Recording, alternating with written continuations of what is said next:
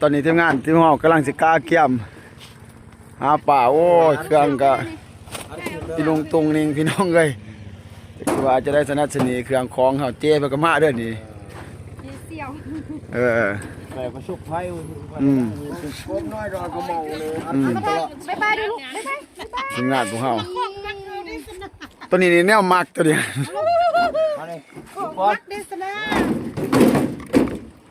เอามันได้เอาได้นี่ให้แม่มันเห็นอยู่แม่อยู่เกาหลีเนี่ยเอาลูกมันไปกินข้าวป่านี่ใช่มาได้ให้แม่มันเห็นแม่ไปเกาหลีลูกมันไปกินข้าวป่าดูไปกินข้าวปลาตัวนี้คือทั้งเสียเสือท่อมีละมอง6 เซนมึงอ่ะย่อๆกันฮะหาเหลืองคือเอาไฟให้สมัครแฟนนะบ่เอสแนนบ่ตู่ว่าปากเลิกเฟืองอยู่ได้ว่าไปนั่งอยู่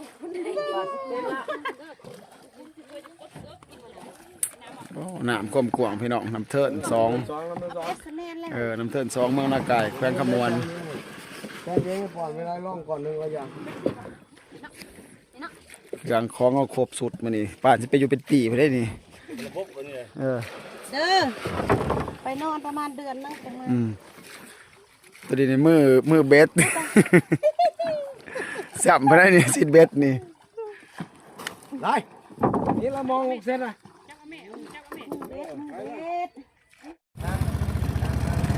ตอนนี้ทีมงานเขากำลังออกจากท่า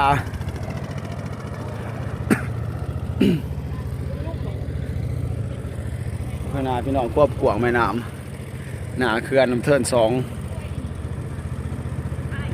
จะไปกินปลามื้อนี้จัดเต็มระบบด้วยเครื่องเฮา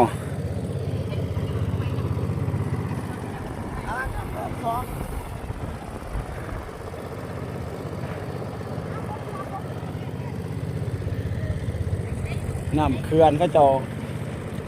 ตันน้ำเนี่ยในน้ำมันก็เคยน่าเป็นหนาเขื่อนมีกกมีต้นไม้แต่ยังพี่น้องข้างนอกบ่ลึงบ่เคยมาเทื่อนี้ข้าเพื่ออาจจะมีโอกาสอาจจะโคบไปต่อใหม่ก็ได้นี่เป็นอ่างเก็บน้ำหนาเขื่อน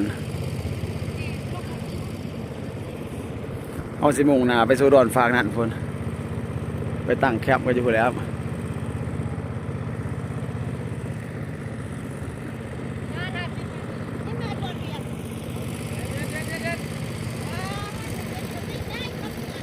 จอดไปจังเย็นวิฮะ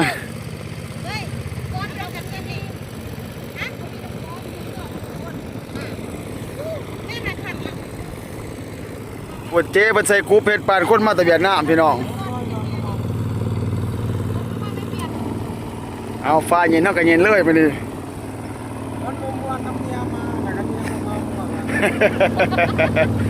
มันบ่ได้เติมซุกเนาะเมียมันบ่ได้เติมซุกอันนี้ก่อนวิไลหน้ากายด้วยเร็วเอาก่อนเลยแล้วก็ใส่เร็วอย่ามองกันดีกว่าไปยังวะ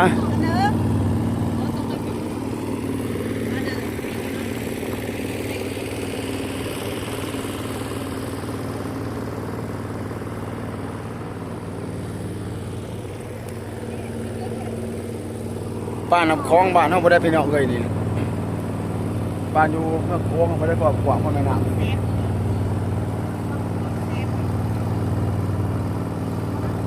เนี่ยจนว่าสุดแสงตาไปแล้ว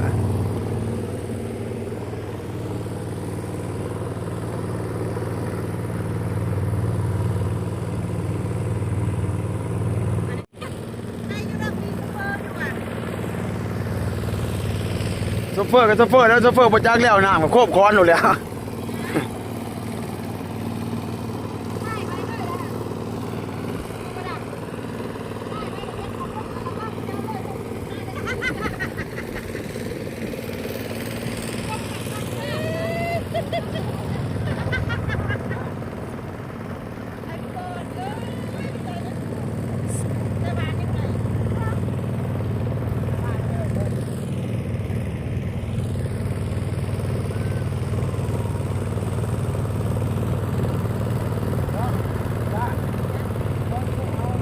โอ้เป็นตะมวนคักพี่น้องบ้านเกิด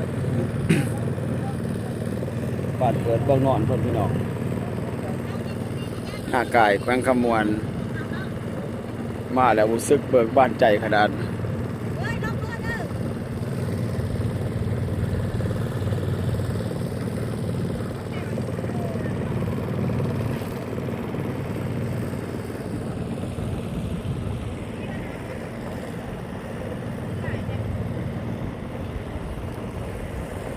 ส่วงบ่ทันเป็นเขื่อนท่านนี่ก็สิเป็นป่าเป็นดงเบิดนี่คือสินาเนี่ยในขนาด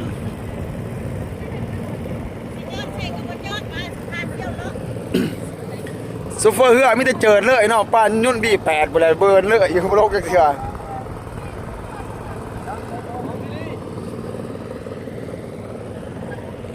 เอาไปสิพาไปดอนตัวนั้นพี่น้องเพิ่นว่าไปตั้งทัพอยู่พุ่นบอลเขียวๆอันเฮาแนมเห็นพุ่น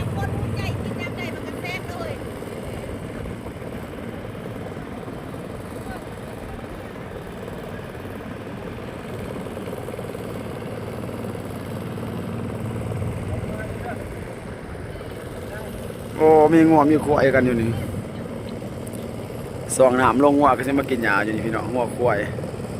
ส่วงน้ำขึ้นนี่ก็ท่วมเบิดแถวนี้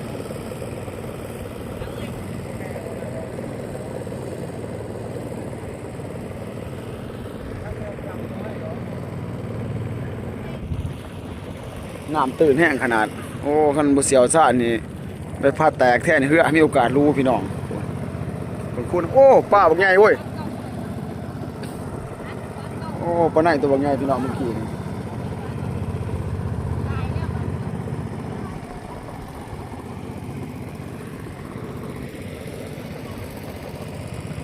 เอาคนต่างถิ่นบ่ฮู้แล้วนะมาครับนี่มีโอกาสตามค้อนใหม่นี่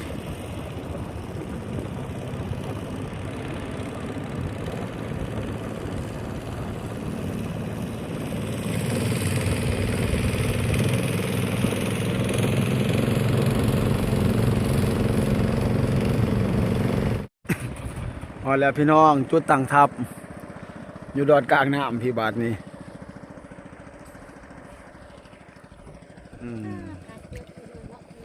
วิวทิวทัศน์สวยงามอลังการขนาดสมกับพาเที่ยวเนาะคุ้มได้ดีใจได้เที่ยวแล้วเที่ยวกับเรา นี่คือโซเฟอร์เฮือเฮา เรื่องมึงเป็นเนี่ยยังเนี่ยก็บ่ โซเฟอร์ลอยโซเฟอร์นี่กาเพื่อ คือมี2จอด200สัตว์ เอาอันนั้นระเบิดมาฝานะ เอาความมา ประมาณยุคได้ได้ ฮอดแล้วพี่น้องฮอดแล้วทับเฮามื้อนี้วิวทิวทัศน์พี่น้องธรรมศาสตร์ล้วนๆกอดอนกลางน้ำพี่ดอนก็บ่แม่นว่าดอนธรรมศาสตร์สร้างให้ดอนมนุษย์สร้างเพราะว่าเขาเจ้าเฮ็ดเขื่อนเด้ตันตันเขื่อนมันเป็นน้ำท่วมเข้ามาบ่แม่นดอนธรรมศาสตร์คืออยู่เมืองโค้งขี้นะเขาได้ดอนอยู่นี่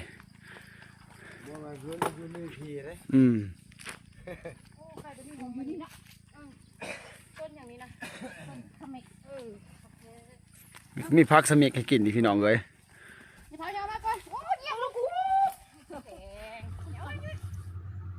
บรรยากาศนี่โคตรม่วนเลยพี่น้องเอ้ย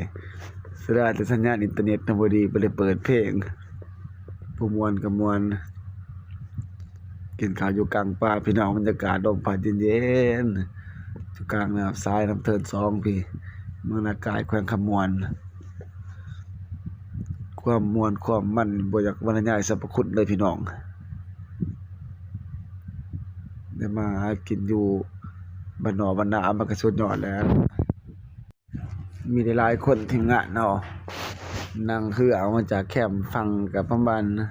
30 นาทีพี่น้องเพราะว่าเรือมันก็เรือใหญ่เนี่ย ประมาณอยู่3-4 กิโลเมตรนี่แหละออกมาจากแคมป์ฟังน้ำเถินตอนไล่ป่าบนชายพี่น้องเบิ่งพี่น้องบ่ได้ถือกล่องไปนำมันเกิดบ่ลืมกล่องแม่นเรือเพิ่นแล่นลงทางฝั่งก็ได้ว่าไปเลื่อยไปไล่ปลานิ่น3-4 หาโตแล้วก็ทั้งเสี่ยวเสิร์ชก็ไปตีเบ็ดได้ปลาสูงหรือว่าปลาแต้มมา2 โตมาพี่น้องมาบัดนี้ บรรยากาศได้ที่แล้ว เฮ้ยผมร้อยเขาเมาร้ายคลิปเลยคลิป อืม เห็นบ่ ยิ้มมาร้ายก่อน วันด้วยนะ อาจารย์มันก็นักหน่วงแฮะนั่นจนแก่เสือทิ่ม อาจารย์ก่อนวิไล เราอยู่กลางหน้าพี่น้อง มาแล้วพี่น้องมาเด้อมาเด้อมาเด้อ มื้อนี้ดีใจหลายเนาะทางหลานทางเสี่ยวพามากินข้าวปลา ทุกมวนก็เปิดเพลงในโทรศัพท์อ๋อ ฟังไปเต้นไป โอกาสไหนมายำ พี่น้องใหม่ทั้งน้ำเทิดซองพี่น้องมาแล้วจนมาจากเมื่อมวนเนี่ยคักถึงมวนถึงเมาอาหารการกินมีปีกปลาตำบักหุงแล้วก็ขาดบ่ได้อีนี่คือ เสื้อคอขาดพี่น้องไปใส่กระยาคนลาวเฮาถ้า บ่ได้กินเสื้อคอขาดนี่แสดงว่าไปบ่ฮอดแล้วจุดนั้น บ่ได้หูว่าจะใส่กันน้ำมาเด้อพี่น้องเด้อ เอาปลากำลังสุกตอนนี้ปลานิ่นปลาแกงตำบักหุ่ง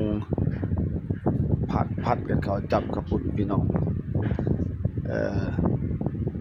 ผักกาดผักสลัดผัดเขาจับเตียวคักๆเบิ่ง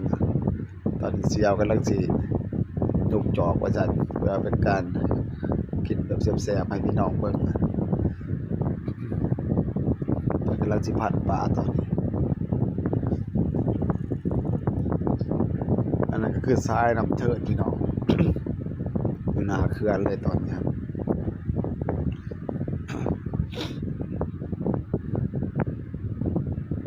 ผัดครับแซ่บๆพี่น้องเบิ่งแนวว่าซั่น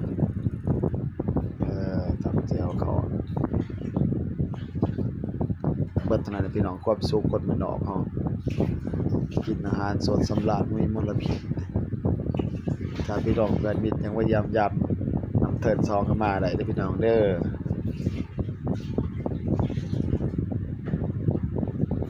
อันนี้ทั้งเจเจ้าของเรือพี่น้องพามา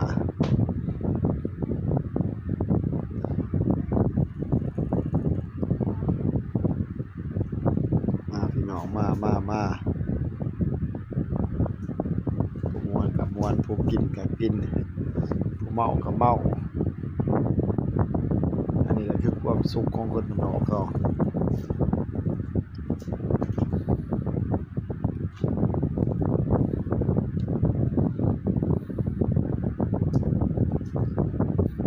คำว่ามันนอกไม่เห็นบรรยากาศมันนอกโอ้ยคือสิบตายง่ายพี่น้องเลยสนวนคักนอนจนมาจากลากัน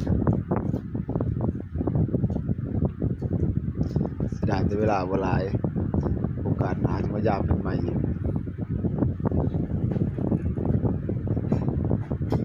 กันนอกไปย่ามมี